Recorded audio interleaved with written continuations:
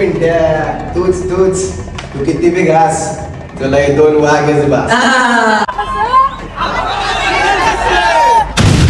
तर जे अरे मित्रांनो, मी तुमच्या सगळ्यांचा लाडका सोमवारच. तर मित्रांनो, आज प्रत्येक दादाची चुकून चहाच्या एका शाखेची ओपनिंग होती. आपण आम्हाला बोलवलं होतं आणि वरून आज काही काम पण नव्हतं, त्याच्यामुळे आपण म्हणले येऊ जाऊन क्वालिटी मध्ये. मग 2-3 कार्यकर्ते टाकले गाडीत आणि डायरेक्ट प्रत्येक दादा गाठला आणि रूमवर आल्याच्या नंतर इथं प्रत्येक दादाचा पत्ताच नाही. प्रत्येक दादा कुठं गायब झाला होता काय. आणि तेवढ्याच व्हीआयपी मध्ये प्रत्येक दादाची एंट्री झाली. दादाचा सुरू होता मेकअप. दादा पण एकदम व्हीआयपी मध्ये पावडर लावित होते तोंडाला. दादाला म्हणलं बस करा ना आता, लय गोरे झाली तुम्ही. दादा म्हणले सोमवार आज लावावं लागतं पावडर. दादाला म्हणलं काय तुमच्या मनात ते आलं माझ्या ध्यानात. असो, पण इथं डायरेक्ट दादाने बॅगेतून गणच काढली ना. आणि इथं आपण आम्ही पार घाबरून गेलो. म्हणलं दादा आता गोळ्या घालतात काय ना आम्हाला. प्रत्येक दादा म्हणतात सो महाराज घाबरू नका राव, तुम्ही हेअर ड्रायर आहे, केस नीट करायचे. दादाला म्हणलं हे हेअर ड्रायर तुमचं तिकडेच राहून द्या, पण आम्हाला टेन्शन आणलं होतं त्याचं काय. मग इथं आम्ही सगळे फ्रेश वगैरे झालो. दादानी पण एकदम कडक मध्ये भडक साक्या बिक्या घातल्या होत्या काय. इथं सगळ्यांचं एकदम व्हीआयपी मध्ये आवरण. इथं पहा ना कसं दिसतोय हा ट्रिपल एक्का.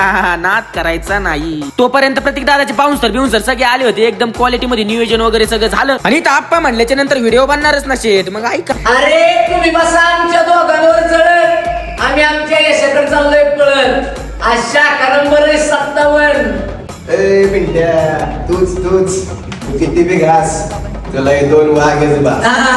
तर मित्रांनो कसा वाटला टॉयलेट. हा प्रत्येक दादा म्हणल्याच्या नंतर तर विषय हटके असतो. आता पिंट्या काय आणलाय काय माहित प्रत्येक दादा नवीनच मार्केटला. तर विचारावं लागते प्रत्येक दादाला एकांतात. दादाला नुसतं आवरूस तोपर्यंत खाली सगळी गर्दी झाली होती. तिथे सगळ्यांच्या गाड्या वगैरे एकदम व्हीआयपी मध्ये लाईनीत लावून घेतल्या. तर मित्रांनो आजचा ब्लॉग कसा वाटला नक्कीच कमेंट मध्ये सांगा आणि फॉलो करायला विसरू नका. आणि हो, एंट्रीला नुसत्या 50 गाड्या होत्या. उद्याच्या ब्लॉग मध्ये पहा दिसतील तुम्हाला.